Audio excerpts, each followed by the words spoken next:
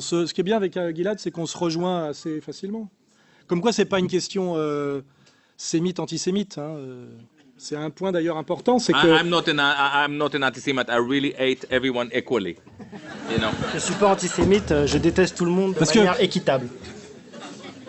Si on veut aussi, toujours... Comment on se fait avoir tous? Par nos ennemis, qu'on a identifiés, fabriquent des mots qui sont des mots faux, qui nous empêchent de penser sérieusement. Hein. Ils vous disent, vous êtes antisémite, donc vous êtes raciste. En fait, on sait très bien que la question du sémitisme est une question linguistique du 19e siècle, qui opposait les langues sémitiques aux langues indo-européennes, qu'on a pu appeler aryennes. Donc déjà, on sait très bien qu'il n'y a pas les Juifs ne sont pas une race, c'est une évidence. C'est au mieux une culture assez complexe, etc. Donc, vous dites vous êtes antisémite, donc raciste. Non, en fait, on est judéo-critique, c'est-à-dire qu'on critique effectivement les valeurs dont se réclament un certain nombre de personnes qui, en général, nous agressent. Parce que déjà, la réalité, c'est que celui qui se fait traiter d'antisémite est quelqu'un, en général, qui se défend contre une agression. Hein. C'est qui est mon cas, le cas de Dieudonné. On empêche Dieudonné de travailler. Dieudonné n'a jamais empêché Patrick Bruel de chanter. Il n'a pas envoyé des commandos de Goïm l'empêcher de chanter, etc. Donc ces mots sont des mots déjà pour vous piéger. C'est-à-dire que c'est des mots qu'on doit refuser. C'est-à-dire que moi, je ne suis pas antisémite. Je me contente d'être antisioniste et judéophobe. J'ai parfaitement le droit. Parce que l'antisionisme est la critique d'un régime politique. J'ai le droit. Et la judéophobie est la critique d'une religion. J'ai le droit, nous sommes soi-disant dans un pays laïque. Hein. Donc, je critique à la fois une religion qui est judaïste, que je trouve une religion non morale, parce que je l'ai étudiée, notamment dans sa version post-chrétienne dite talmudique, hein, post-chrétienne, car le judaïsme contemporain est une religion postérieure au christianisme et pas antérieure. Elle s'est entièrement définie par le refus du Christ comme Messie et son message. Hein. Le judaïsme contemporain est un judaïsme talmudo-sioniste. Hein. C'est clair, il faut être précis. Et ce judaïsme talmudo-sioniste est une religion et une idéologie de la double éthique, du rejet de l'autre, est une religion intrinsèquement raciale et raciste. Et pourquoi est-elle raciale? Parce que le juif sûr de lui pense que l'idéologie se transmet par le sang. C'est ça la définition du racisme. C'est-à-dire qu'il nie même pour lui-même la possibilité par le libre arbitre de se libérer, comme Gilad, de certains principes moraux qu'il pense être innés, hérités et intransgressables. Hein. Et l'idée du racisme, c'est l'idée que l'idéologie se transmet par le sang. C'est une idée qui n'est pas validable d'un point de vue scientifique. On pourra peut-être un jour se poser la question, mais en l'état actuel des connaissances, c'est une idée qui n'est pas fondée. Donc en réalité, on peut toujours critiquer une idéologie par le libre arbitre, l'adhésion ou pas. Ce qui veut dire que c'est pas parce que quelqu'un est né juif, on va parler en termes d'habitus pour prendre un concept de Bourdieu, qu'il est obligé d'être sioniste, d'adhérer, etc., etc. Il peut se positionner sur certains points pour ou contre une certaine tradition, certaines valeurs, etc. Exactement comme le bourgeois catholique, le petit bourgeois catholique français que je suis, est patriote sur certains sujets, très critique de la France sur d'autres, se sent très catholique sur certains plans, très critique sur d'autres, grâce à l'éducation que j'ai eue. Hein. Et donc, nous sommes des antiracistes en réalité conséquents, hein, et nous reprochons finalement à certains juifs de valider une idée raciale qui ferait qu'ils n'auraient pas d'autre choix que d'être intégralement juifs, puisque nés juifs. Et c'est ça que ces gens-là... C'est au nom de ça, en plus, que ces gens-là, c'est une idée d'ailleurs qui n'est pas explicitée, mais qui est une évidence, ces gens-là prétendent que leur idéologie leur est transmise par le sang et qu'ils ne peuvent pas y échapper, et qu'on les agresse pour leur idéologie à laquelle ils ne peuvent rien, et que donc nous serions des racistes. Alors qu'en fait, nous critiquons des individus qui ont leur libre arbitre en tant que citoyens français, parce qu'ils exposent une série de valeurs et une série d'adhésions politiques qui nous semblent totalement condamnables sur le plan de la morale pure ou de la morale politique, hein, c'est-à-dire le soutien inconditionnel, par exemple, d'un Patrick Bruel, dont s'est justement moqué Jean-Marie Le Pen, grand patriote français récemment, parce que Patrick Bruel n'est pas un citoyen français seulement, il est un soutien inconditionnel de l'Israël actuel et de ses campagnes militaires, ethniques et dévastatrices. Et donc, on a le droit de critiquer Patrick Bruel pour ses positionnements moraux politiques qui sont explicites et évidents. On ne le soupçonne pas en tant que juif d'être sioniste, il le dit lui-même. Et de critiquer Patrick Bruel pour ses positionnements politiques et moraux ne fait pas de nous des antisémites. Or, tout le système de culpabilisation et d'agression est un mensonge total qui est d'autant plus insupportable qu'il contrevient à tous les principes qui ont fondé notre soi-disant République française démocratique et droit de l'homiste. Hein. C'est-à-dire que nous avons des suprémacistes raciaux qui pratiquent ou qui soutiennent une politique d'extrême droite qui nous agresse parce que nous les critiquons au nom des valeurs qui sont en réalité les nôtres et au nom desquelles nous les avons émancipés en 1791. C'est-à-dire que nous sommes dans une inversion intégrale du sens et de la morale. Vous remarquez que quand on parlait de la communauté juive, contrairement à ce que croient les juifs idiots, notamment nos séfarades de la LDJ chez nous, les marchands de jeans du sentier qui se prennent pour des warriors et qui ont un QI de 80 mais qui vous citent en permanence Einstein, hein, alors qu'ils savent à peine compter jusqu'à 4, on sait de qui on parle. Donc, contrairement aux juifs idiots et aux juifs intelligents, qui vendent l'idée d'une unité du peuple juif, d'une cohérence du peuple juif, c'est un peu l'idée du peuple classe d'Abraham Léon, qui est assez fausse, à mon avis. Il y a, comme le disait très bien Douglas Reed, que nous avons édité et qu'on nous a interdit d'éditer, une lutte des classes à l'intérieur de la communauté juive. Hein. C'est-à-dire, en fait, des juifs riches qui utilisent les juifs pauvres, qui s'en moquent et qui ont des stratégies qui vont contre le juif pauvre. On peut aujourd'hui citer exactement l'arrogance et l'agressivité d'un Bernard-Henri Lévy, dont tous les choix politiques et stratégiques augmentent la mise en danger des juifs populaires. C'est une évidence. Hein. Parce que plus on voit Bernard-Henri Lévy à la télévision, plus le peuple de France a tendance à devenir antisémite, et il est antisémite envers les juifs qu'il côtoie au quotidien, qui sont malheureusement ceux qui n'y sont pour rien et qui partagent leur misère. Hein. C'est une catastrophe. Ce qui veut bien dire qu'il y a en fait des antagonismes de classe à l'intérieur de la communauté juive généralisée. Mais ces antagonismes de classe sont masqués par quoi? Par le tribalisme, c'est-à-dire par la solidarité tribale. C'est un paradoxe que c'est un juif, Marx, qui nous a enseigné les antagonismes de classe, et le monde entier a validé cette théorie qui peut être assez violente. Et la seule, finalement, communauté qui n'a pas validé la lutte des classes, c'est la communauté juive, en réalité, par la solidarité tribale. Vous remarquerez que vous ne verrez jamais un juif pauvre critiquer un juif riche, pratiquement. Pourquoi? Parce qu'il y a ce pseudo-concept d'antisémitisme. Vous voyez? Si vous vous mettez à critiquer, en tant que juif prolétaire, un juif prédateur, d'un seul coup, vous dites non, je vais tomber dans l'antisémitisme. Et cette solidarité tribale est ce qui empêche notamment aux juifs du peuple de comprendre que parfois de suivre leurs élites juives jusqu'au bout est très dangereux pour eux-mêmes. Vous voyez ? Et c'est la vraie question actuelle quand par exemple les élites juives françaises se plaignent du vote populaire Front National aujourd'hui et qu'ils incitent le juif populaire à non pas réfléchir par rapport à ses intérêts de classe ou à sa position dans l'appareil de production, où il aurait intérêt finalement à être néo-nationaliste, protectionniste, etc., mais à suivre ses élites juives, ils le mettent en danger, et socialement, et aussi par rapport aux autres populations souffrantes, goy, comme traîtres de classe, vous voyez. Et si vous comprenez bien ça, ce qui veut bien dire que qu'est-ce que le tribalisme juif, c'est quoi? C'est en fait le nationalisme juif. C'est l'idée que l'appartenance à une communauté transcende les antagonismes de classe. Or, cette vision, qui a une réelle validité, notamment chez les juifs, est interdite aux goy, et non seulement vendue par les élites juives, mais interdite aux goy. Parce que chez les goy, ça s'appelle le nationalisme.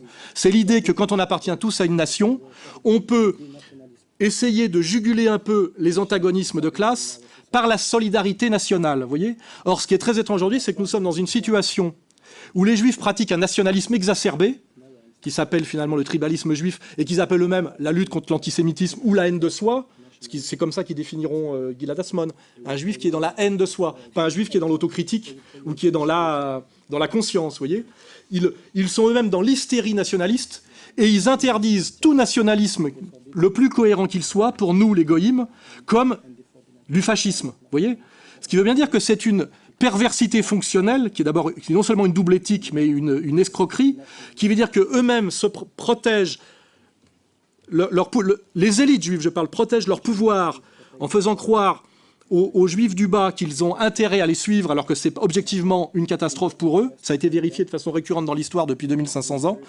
Mais en revanche, quand il y a de la solidarité vertueuse, qui serait notamment l'idée d'égalité-réconciliation, c'est-à-dire que les citoyens d'une nation essayent d'adoucir les antagonismes de classe fatale par la division du travail, par une solidarité en appartenant à une grande communauté, qui est la seule communauté qui a le droit d'exister, qui est la communauté nationale, je rappelle, là ils se font traiter de fascistes et de crypto-fascistes, par ceux-là même qui pratiquent un nationalisme exacerbé, c'est-à-dire les Bernard-Henri Lévy, les Attali, etc., etc.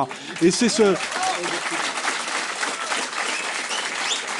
C'est ce mécanisme absolument pervers qu'il faut dénoncer, car c'est le mécanisme même de la domination des élites juives sur leur propre masse juive et des élites juives sur la communauté nationale tout entière, qu'on pousse finalement à la haine de classe, dans une stratégie du diviser pour régner, avec en plus, on peut intégrer en plus dans cette idée la question de l'immigration, qui vient rajouter encore de la violence, car il ne vous a pas échappé que tous ceux qui ont organisé l'immigration dans les années 70, c'est-à-dire le capital français représenté par Bouygues, hein, les loges maçonniques au nom d'un espèce d'universalisme abstrait, et la haute communauté juive, vous pouvez le vérifier par toutes les vidéos qu'on a mis en ligne, hein, ceux qui ont organisé l'immigration contre le peuple français, en général, et sur le plan de la protection des acquis sociaux et du travail, et sur le plan, comment dirais-je, de casser une certaine solidarité fondée sur le partage de la culture, la cohérence ethnique et la religion.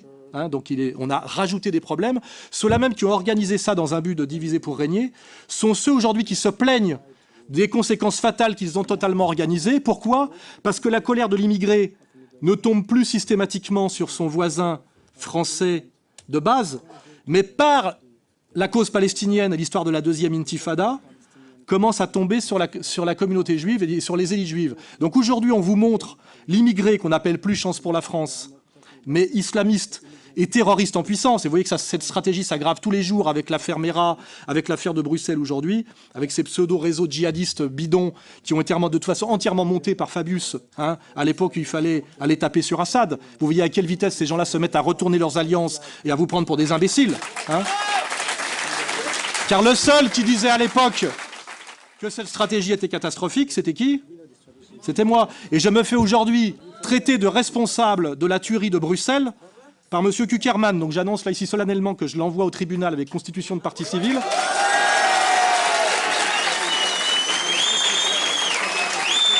Car M. Kuckerman, en tant que patron du CRIF, et je dirais même maître de notre ministre des Affaires étrangères, Fabius, qui est un sioniste de première bourre, a fabriqué de toutes pièces ce djihadisme français, hein, dont il se plaint aujourd'hui, alors que moi-même je dénonçais les dangers de ce djihadisme. Hein. Et nous avons toutes les preuves des filières d'argent, depuis l'affaire libyenne, puis l'affaire syrienne, que tout ça a été voulu et organisé par nos propres élites, que j'appellerais sionistes. Hein.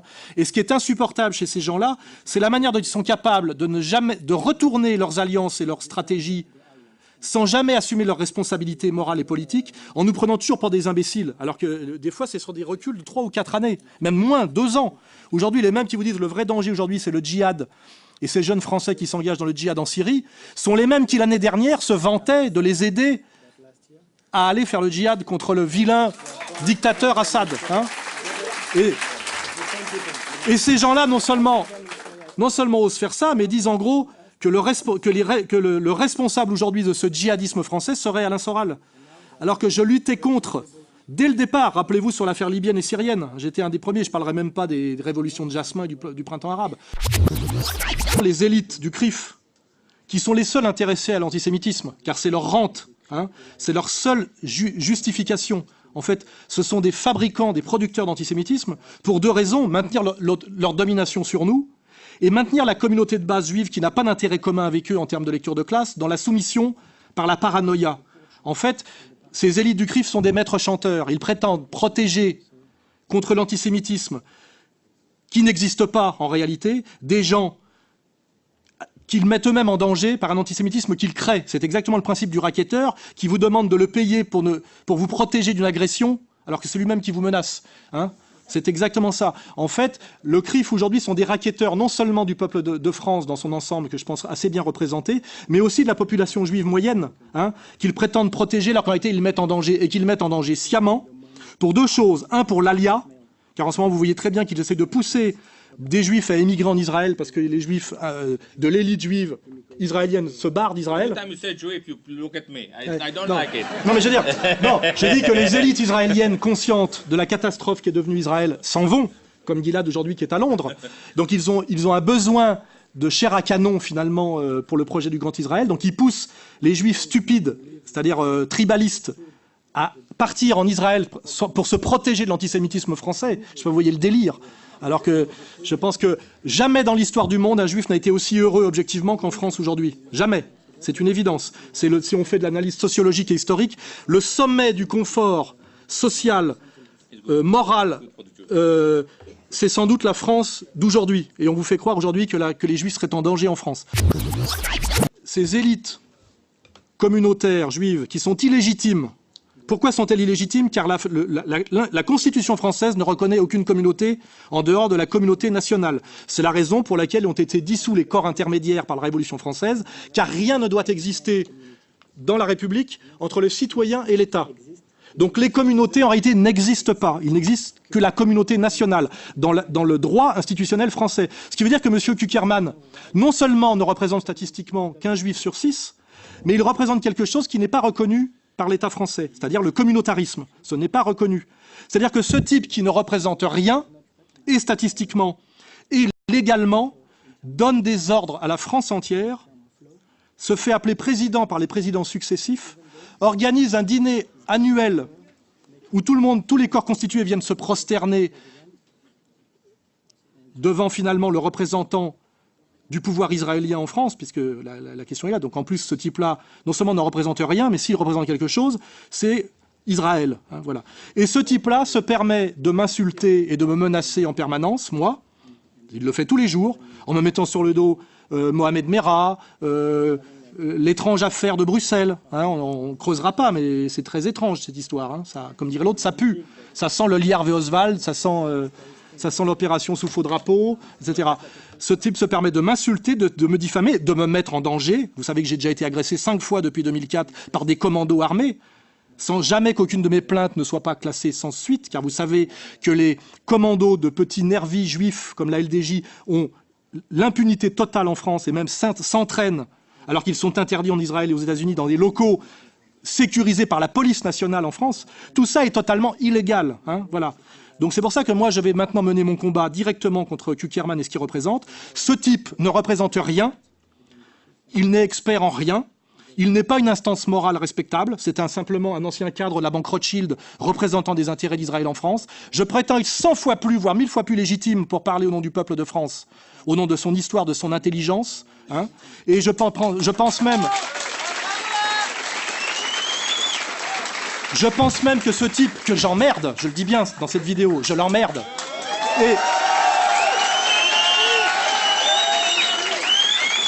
Et le pire danger pour ce que j'appelle, avec Jacob Cohen, les juifs du quotidien. Le problème de l'antisémitisme aujourd'hui, c'est pas Dieudonné, c'est pas Soral. Il n'y a pas de problème d'antisémitisme en réalité si M. Kuckerman et sa clique voulaient arrêter de mentir et fermer un peu leur gueule.